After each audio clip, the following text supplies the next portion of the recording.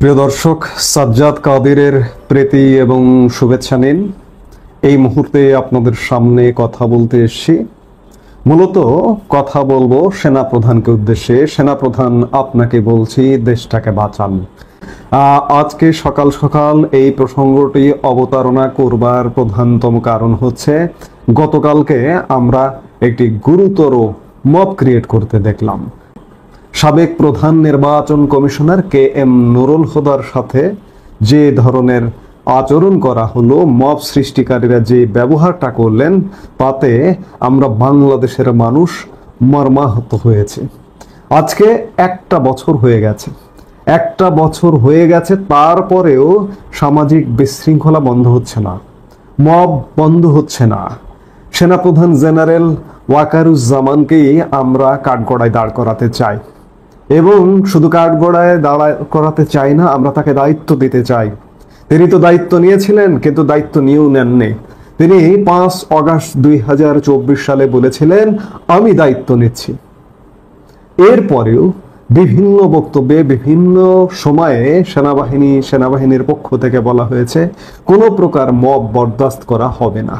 কিন্তু গতকালকে দেখলাম আমরা একজন সাংবিধানিক পদে দায়িত্ব পালনকারী প্রধান নির্বাচন কমিশনার KM নুরুল হুদা শুধুমাত্র একজন সাবেক সচিব নন, একজন সাবেক প্রধান নির্বাচন কমিশনার নন, তিনি বাংলাদেশের মহান স্বাধীনতা যুদ্ধের একজন অকুতোভয় বীর যোদ্ধা।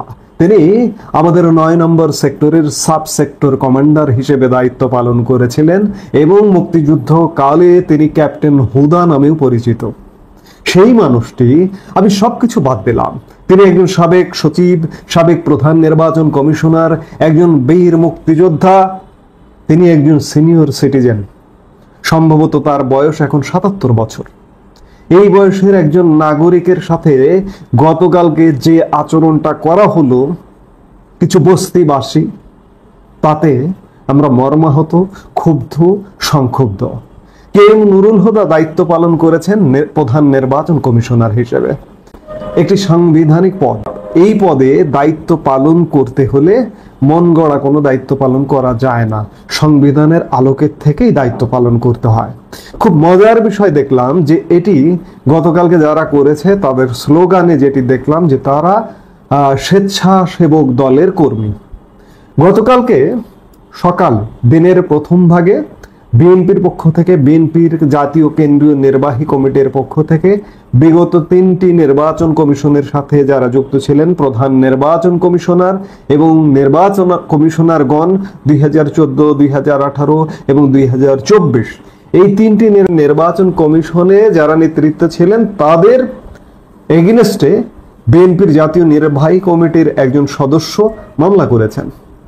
তাহলে এই মামলাটি যদি একজন নির্বাহী কমিটির সদস্য করে থাকেন, বিএনপি দলগতভাবে এই মামলাটি করেছে, এবং সন্ধ্যায় বিএনপির পক্ষ থেকে, বিএনপির স্বেচ্ছাসেবক দলের পক্ষ থেকেই KM নুরুল হুদার সাথে এমন আচরণটা করা হলো। KM নুরুল হুদা যদি অপরাধী হয়ে থাকেন, আইন আছে, আদালত আছে, আপনারা মামলা করেছেন, মামলার শুনানি হবে, শুনানি হবার পরে তার বিরুদ্ধে যদি ওয়ারেন্ট ইস্যু হয় তবে তিনি গ্রেপ্তার হবেন। কিন্তু আপনারা সকালে মামলা করলেন, বিকেলে, সন্ধ্যায় তার সাথে যে আচরণ করলেন, এটি নজিরবিহীন। আজকে বিএনপি বোঝাতে চাচ্ছেন আপনারা কি ধোয়া তুলসী পাতা? আপনাদের সময় অনিয়ম হয়নি, আপনাদের সময় নির্বাচনে কারচুপি হয়নি, আপনাদের সময় দুর্নীতি হয়নি। বাংলাদেশের মানুষকে কি বোঝাতে চান? যেটি বোঝাতে চান, বাংলাদেশের মানুষ কিন্তু বুঝতে পারছে যে বিএনপি যদি পুরো মাত্রায়, বিএনপি এবং বিএনপির সাথে যারা আছেন তারা যদি পুরো মাত্রায় বাংলাদেশের রাষ্ট্রীয় ক্ষমতায় বসে, তাহলে বাংলাদেশের আরো কি ভয়ানক পরিণতি হয় সেটি বাংলাদেশ বুঝে গেছে। আমি শুরুতে বলেছিলাম যে সেনাবাহিনীকে, সেনাপ্রধানকে দায়িত্ব দিতে চাই আমরা। বাংলাদেশের মানুষ এই মুহূর্তে এটি নিশ্চিত যে আগামী খুব সহসা বাংলাদেশে নির্বাচন করা সম্ভব নয়। স্বাভাবিক আইন শৃঙ্খলা নিয়ন্ত্রণ করাই সম্ভব হচ্ছে না, স্বাভাবিক দেশে শান্তি শৃঙ্খলা বজায় রাখাই সম্ভব হচ্ছে না। আর নির্বাচন, জাতীয় সংসদ নির্বাচন, এটি তো একটা বিশাল ব্যাপার। জাতীয় সংসদ নির্বাচনে একটা বাড়তি সতর্কতার প্রয়োজন হয়। সেই সতর্কতা তো দূরের কথা, স্বাভাবিক জীবনযাপনই করতে পারছে না মানুষ। সেই জায়গায় নির্বাচন, আর এই যে বর্তমান যে একটি সরকার বা সরকার আছে কিনা সে ব্যাপারে বাংলাদেশের মানুষ যথেষ্ট সন্দিহান। কে এম নুরুল হুদা যদি অপরাধ করে থাকেন, বিচার করার এখতিয়ার শুধুমাত্র আদালতের। সাধারণ জনগণ তার সাথে এমন কোনো আচরণ করতে পারে না যার দরুন ফৌজদারি অপরাধ ঘটে। কালকে মবকারীরা ফৌজদারি অপরাধ করে ফেলেছেন তার সঙ্গে। আজকে কোথায় দেশের সরকার? কোথায় সরকার? একটি দায়সারা গোছের বিবৃতি দিয়েছে। প্রধান উপদেষ্টা মোহাম্মদ ইউনূসের ফেসবুক পেজে একটা বিবৃতি চোখে পড়লো যে দেশের মানুষকে আইন শৃঙ্খলা আইন হাতে তুলে না নিতে, ঘটনা ঘটবার পর বিবৃতি দিচ্ছেন। বিবৃতি দিয়ে কি লাভ হচ্ছে? আমরা দেখতে চাই যে যদিও যে অপদস্থ করা হয়েছে কে এম নুরুল হুদাকে, এটির কোনো পূরণ হবে না, কিন্তু দেখতে চায় যারা গতকালকে মব সৃষ্টি করেছে তারা অ্যারেস্ট হয়েছে। সেনাবাহিনীকে এজন্যই বলছি, সেনাপ্রধানকে এজন্যই বলছি যে দেখুন, সেনাপ্রধান জেনারেল ওয়াকারুজ্জামান, আমাদের দেশের মানুষের ইতিমধ্যেই দেখা হয়ে গেছে। আমরা 11 মাসে অবস্থান করছি, আগামী মাসে 1 বছর হবে এই যে অন্তর্বর্তীকালীন সরকার পিরিয়ডটি।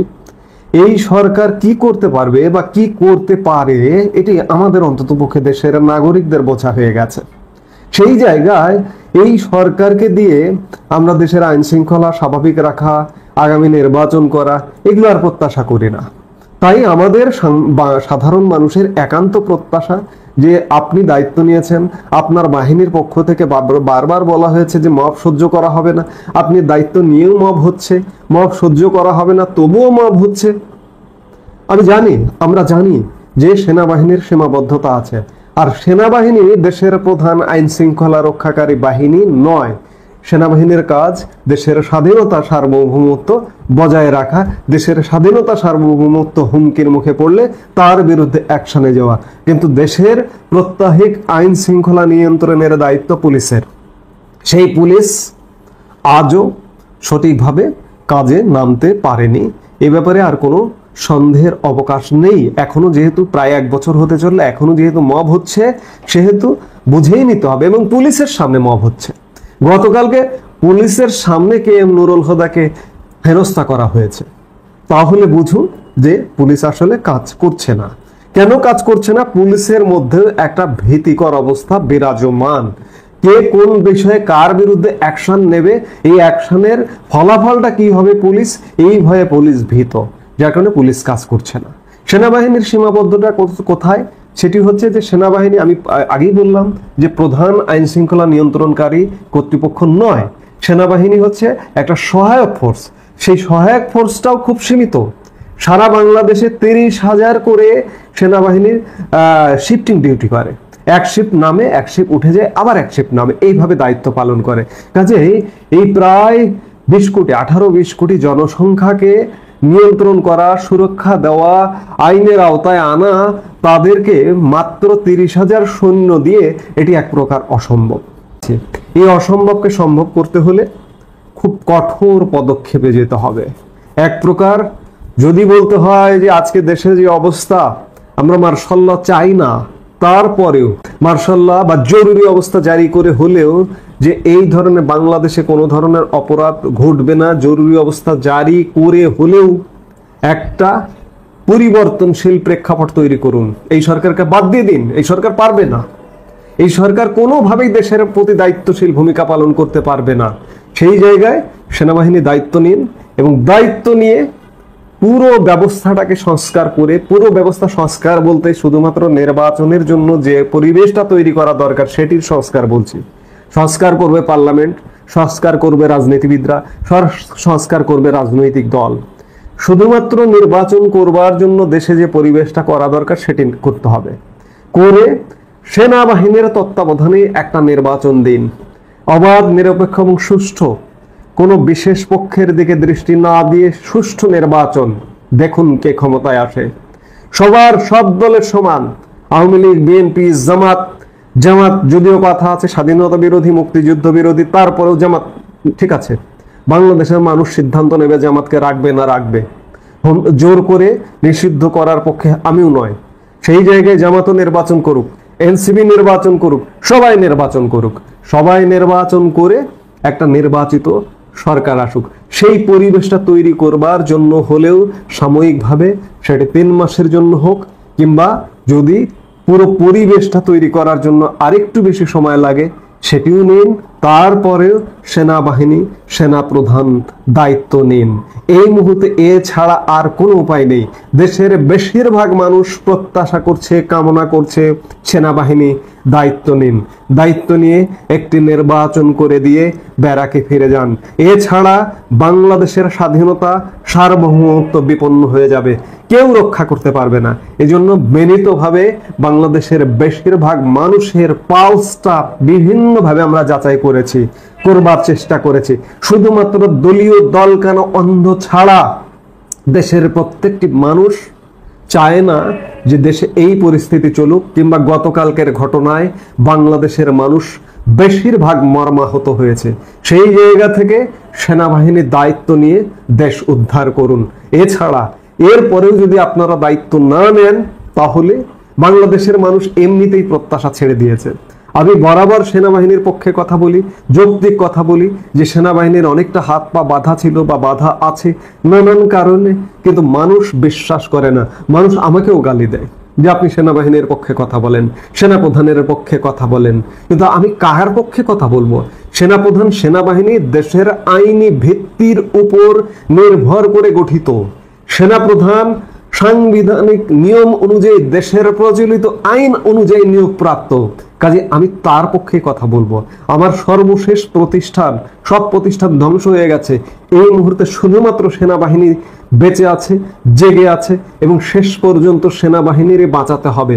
সেনাবাহিনী যদি না বাঁচায় তাহলে ধরে নেবেন, মনে করতে হবে আমরা মৃত, আমরা মারা গেছি, আমরা পরাধীন হয়ে গেছে। শেষ কথা এটাই বলবো যে সেনাবাহিনী আর বসে থাকার সময় নেই, দায়িত্ব নিন, দেশ বাঁচান। এই মুহূর্তে এ পর্যন্তই। সবাই ভালো থাকুন, সুস্থ থাকুন। আমাদের ভিডিওগুলো নিয়মিত পেতে সাবস্ক্রাইব করুন Sajjad Qadir and the legends YouTube channel এবং লাইক, কমেন্ট, শেয়ার করে সাথে থাকুন।